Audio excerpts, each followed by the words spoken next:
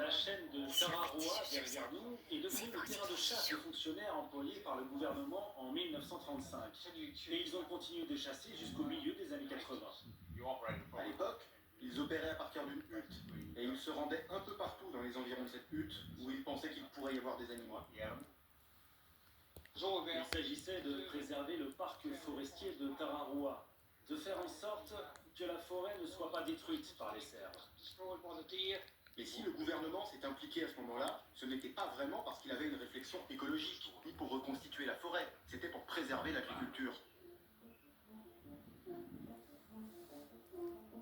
Les botanistes, biologistes et conservateurs environnementaux soutiennent cette guerre contre les cerfs. Après, on ira promener, hein. Après, on ira faire tous ses besoins. Dernière sortie du jour, hein. Après joujou, d'accord.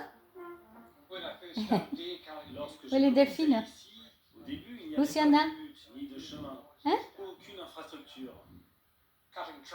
Oui, les Isabelle. Qui commençaient par débroussailler le long des rivières, Mykonos. en transportant tout le matériel, Floraline. en installant des sortes de camps Ils sont où tous les potes? Puis, à partir de là, Michel, ils ont Cathy. se développer. Giorgio. Dans les années 60, environ 25 ou 30 Hein? Ils sont où tous les potes? dans le Tararoa, uniquement pour les Bientôt, on va les voir. chasseurs.